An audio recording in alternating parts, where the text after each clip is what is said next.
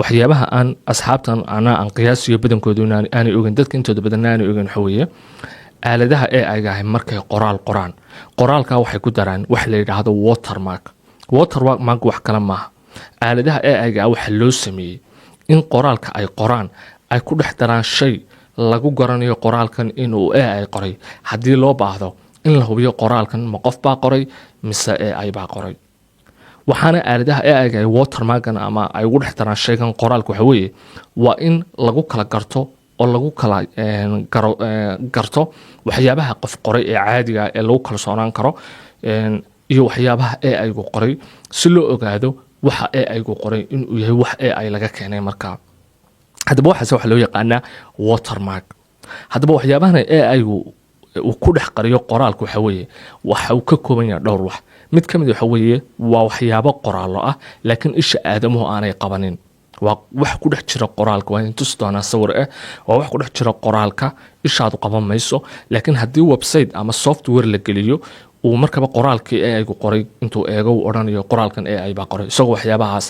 ku dhex arkaya sidoo kale aaladaha AI-gahi si loo ogaado qoraalkooda marka ay qoraalka qorayaan qoraalkooda waa wax la qiyaasi karo tusaale hadduu qoraal dheer ay qoraan baragraafyada waxay ka dhigaan in isleeg masalan 5 line bay baragraafyada dhan ka dhigaan ereyada qaataan waa ereyo kooban ama ereyo general ah intooda badanna waxyaabaha ay qorayaan wax cawaadif ah ama emotion ah oo ibnaadinku wuxuu leeyahay cawaadif ama emotion kum dhex jiraan مثلا qoraaladooda wada gaagaaban yihiin halka aadama markuu wax qorayo qoraal dheer qoraal gaaban macnaha wax normal oo dadku say kala duwan yihiin uu ku saleysan yahay markaa haddaba qoraalkaas waa la ogaan karaa haddaba haddii aad diyaarinayso مثلا wax lagaa doonayo in la rabo inaad adigu soo diyaariso oo aan la rabin inaad AI ka keento tusaale haddii jaamacadaad baranayso ama goob waxbarashaad joogto assignment ama wax lagu diro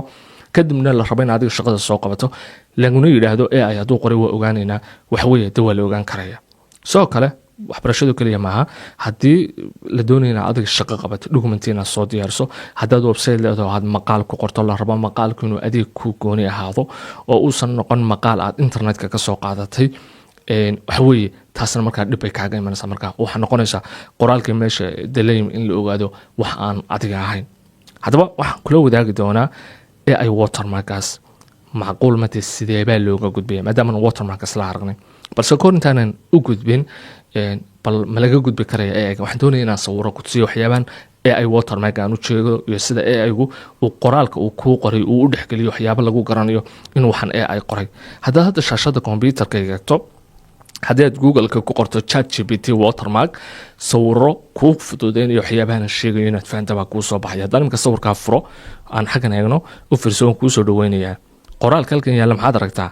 waxa weeye waxa ku dhex jira waxyaabo fara badan oo aan adiga hadda ku muuqanaynin marka qoraalka caadiga aad arkayso laakiin u muuqanaya website-yada iyo software-da lagu ogaado qoraalka AI-gu qoray iyo kuwan AI-gu qorin marka halkan sawir kale yaala oo fududeynaya u fiirso sawirkan marka qoraalkan inagu aragna waa kan waa qoraalkaas saxda ah u qoran laakiin haddaad halka u fiirsato maxaad arkaysaa halka waxa weeye waxa ku dhex jira xarfo fara badan oo isha aadamuhu aanay arkaynin markaynu inagu halkan eegayno laakiin waxa weeye computer waxa la software-da iyo website-yada lagu ogaado qoraalka qofku qoray iyo ka AI-gu qoray lagu kala garto ay markaa garanayaan saas intaasoo kaliya maaha inta badan AI-gu qoraaladu qoraa way gaagaaban yihiin way isleeyihiin wadiga arkaya markaa waana general markaa haddaba kan waa tusaale laakiin sawiro fara badan oo halkan kuu sharaxaya baa jira oo haddii aad eegto markaa waxyaabahan aan sheegayo in ku ogaan kara haddii aad leedahay website-yada lagu ogaado maxaa ka mid ah waxaa jira laba website mid wax la yidhaahdo way fara badan yihiin horta marka koobaad waxaa jira mid la yidhaahdo GPT-0 website la yidhaahdo GPT-0 kan markaa wax lagu ogaadaa markaa waxaan idiin soo dhigayaa linkigiisa muuqaalkan qaybtiisa hoose ee waxa weeye halkan aad qoraalka gelinaysa AI-gu qoray kadibna scan baad odhan kadibna markaa haddii qoraalka AI qoray kuu sheegaya haddii uu qof qorayna uu kuu sheegaya website-yadan way badan yihiin kan waa mid ka mid ah kuwan muuqaalkeeda la wadaagay laakiin waxa weeye waxaan ku dadaalayaa kan iyo haddaan qaar kale ku dari karo inaan muuqaalka qaybtiisa hoose description-ka soo dhigo waxaan u imanaya markaa haatan haddaba sideebaa haddii qoraalka AI-gu qoray loogu bedeli karaa mid qof qoray horta marka koobaad waxaan kuu sheegay haddii lagu dhaho adiga qoraal qor oo adiga lagaa doonayo waxaa fiican inaad adiga qorto hayeeshee haddii aad ka maarmi weydo ama garan weydo wixii lagu qor ama adigu si unaad uga maarmi weydo in AI aad ku qorto waxaad samayn kartaa siyaabaan tallaabada ugu fudud aad samayn karto waa ta ugu fudud weeye ta ugu fiican maaha waxa weeye aad samayn karto waxa jira website la yiraahdo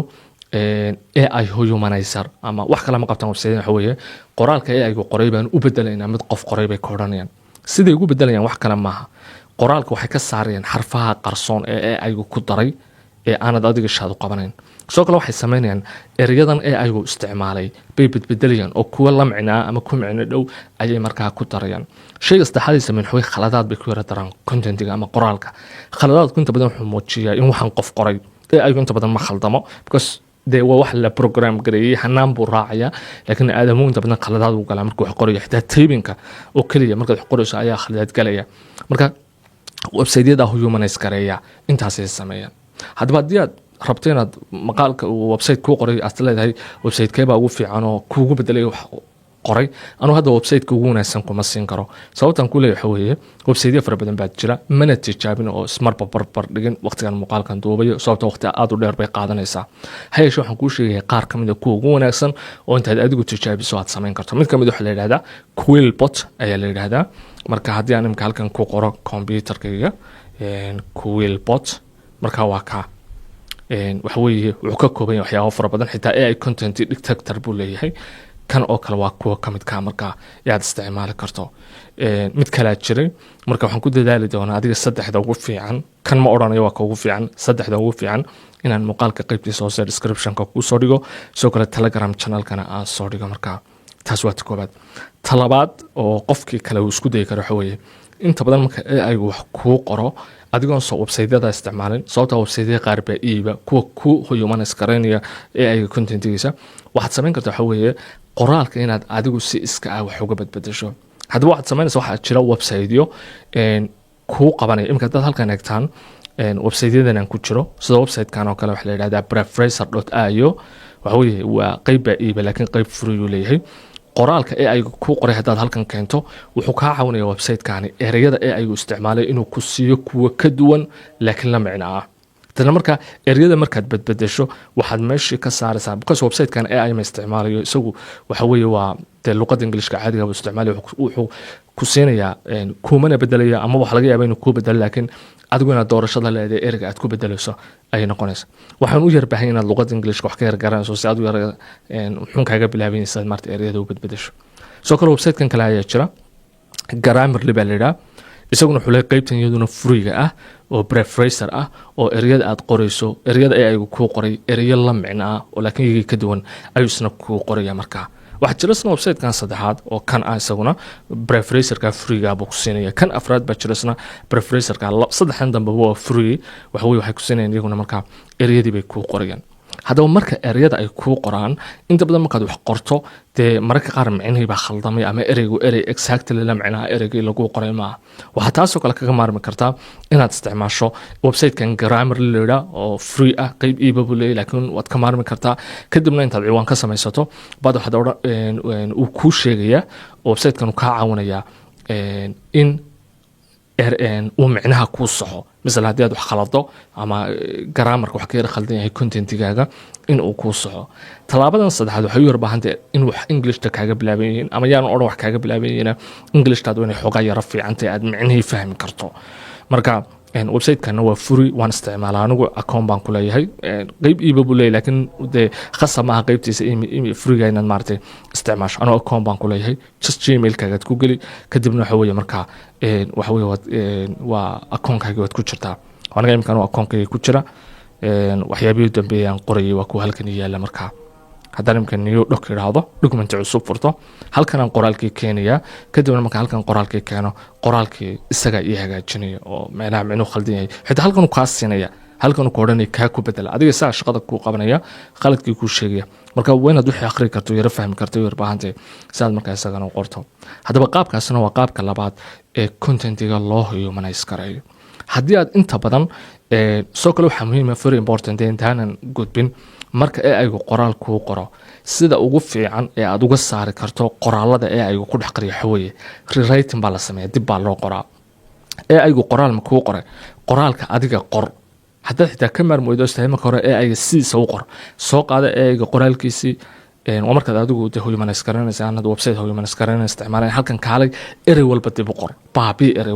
walba adiga dib u qor ilaa aad adiga ka dhamaynayso sababta saas waa sida ugu fiican aad uga saari karto waxyaabaha ku dhex qarsoon ee sawirkan aan ka tusay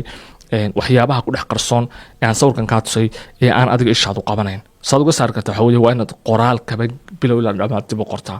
kadibna marka aad la timaadaa website-yadan marka waxay u baahantahay waqti inaad yargeliso si aad qoraalkii si dhammaystiran u humanize garayso